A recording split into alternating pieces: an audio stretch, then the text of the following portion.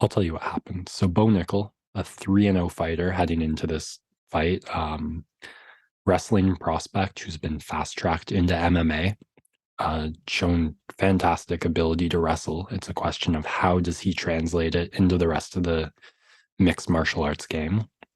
And in the first minute or so of his fight against Pickett, it looked not that easy. We're just at a point where in the most stacked divisions, any fighter knows the basics of any discipline. And those specialists really have to excel or do other things well to overwhelm fighters in their own game.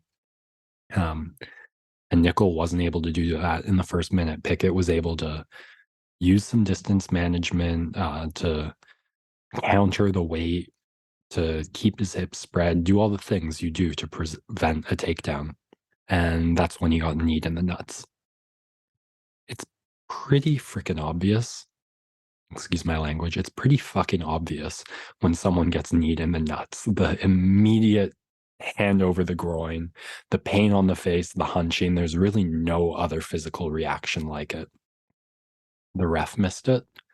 The three commentators ringside either missed it or didn't mention it. And in the meanwhile, Nickal hauled Pickett to the ground, showed off his fantastic grappling skills, and was able to secure a submission finish. So tell me, is it terribly stupid or stupidly terrible that when they played a replay of the fight, they didn't show the nut shot, that there is a truck of professionals in the ears of the commentators who watched this, had the ability to watch it back and did not tell the commentators or ask them to bring up this illegal groin strike, and the win was sold off as a complete validation of a hype train which does not exist up until now. Oh man, this is a tough one. This might be the toughest one I've had so far. Just had to bring it into the sporting realm, eh? Yeah, it's I see the business perspective of not wanting to, like, it's kind of a broadcasting rule that you never go against the product that you're broadcasting. And so they usually give a positive color, but at the same time, it is a pretty egregious miss. So I think this one ends up in the stupidly terrible category. Not it wasn't they weren't being stupid. They were purposely dodging it. So I have to go with just that it's terrible and it sucks for the guy who gets choked out, and it sucks for the hardcore fans who are going to care immensely, whereas most of the casuals like me are just going to say, "Ha, he got hit in the nuts."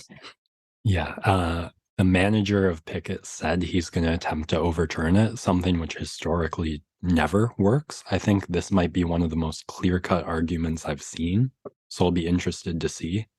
You can connect an illegal move to a fight-ending sequence, so we'll see, but there was some space in between the knee, the takedown, and then the submission, so maybe not. But yeah, ultimately, I think I can't imagine it doesn't get mentioned in Nickal's next fight. Uh, it's really, that would be stupid.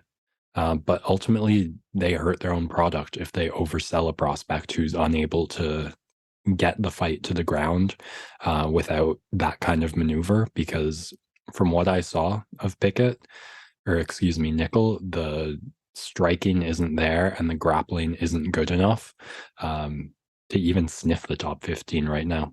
So we'll see what happens there, but just really disgraceful and gross, in my opinion, on the UFC's part. And yeah, it's treated like an entertainment product, not a sports business.